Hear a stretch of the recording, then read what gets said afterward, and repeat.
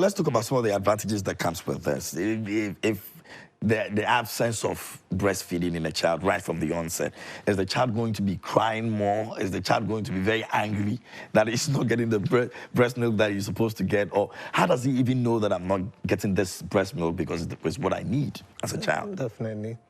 So I think just as Constance established, the breastfeeding process is very long, and it's an interplay of different factors that you need to understand. And most importantly, within the first 6 months, as she mentioned, we encourage that we have only breast milk from the mother to the baby. No supplements of any kind. And it's important for the mother to be able to recognize what it means for her to be given enough, what it means for her not to be given enough, what it means to know when the baby wants the breast milk. So all those complex factors interplay within the breastfeeding process until she's able to cross the 6 months. Then after the 6 months, then she continues with the complementary feeding. And according to WHO, 2 years and beyond if the mother can. So the advantages on top of my head can list about 20, but in the books, that's a lot. Maybe we underrate breastfeeding seriously. Yes, because it is so crucial. Wow. So let's just start from the baby, because the advantages of breastfeeding are not only for the mother, but they are also for the baby. So both of them actually benefit from breastfeeding. So let's start from the baby. And most importantly, breastfeeding establishes a strong bond between the mother and the baby. The mother wanting to care and nurture for the baby, the most important process that establishes that bond, that makes you know that this is my baby, and the baby knows that this is my mother. That connection in primates is through the breastfeeding process. And it's because of one important hormone that she's mentioned called the oxytocin hormone.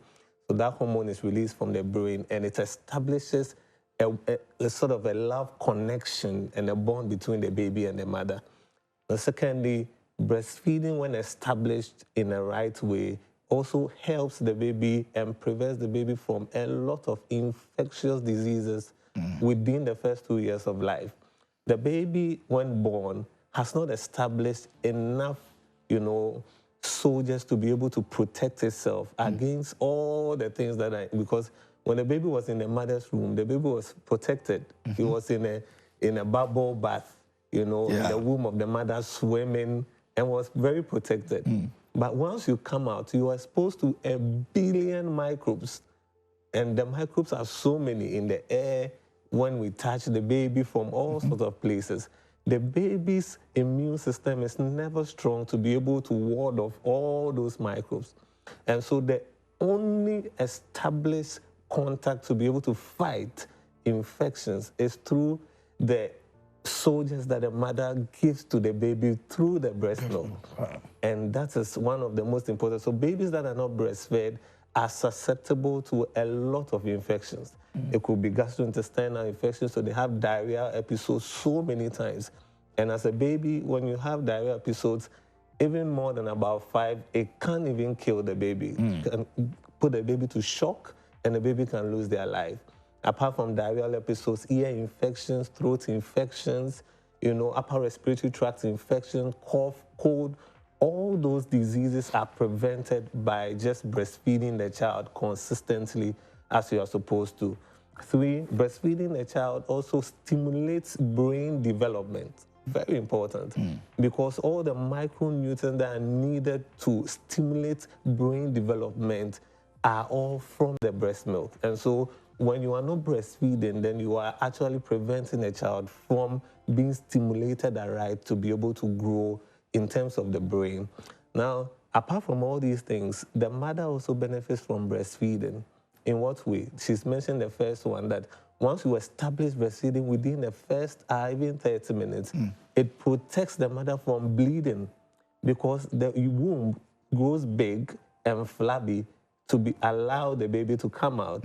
And after the baby has come out, it has to shrink back to its normal size. And it is the hormone that is released when the baby establishes the suckling and latches on properly that helps to shrink the womb. So a mother that's not breastfeeding within that hour is at a risk of what we call postpartum hemorrhage.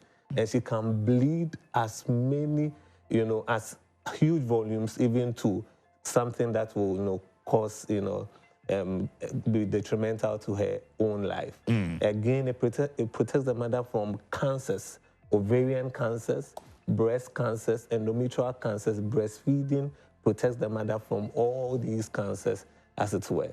So breastfeeding is very crucial.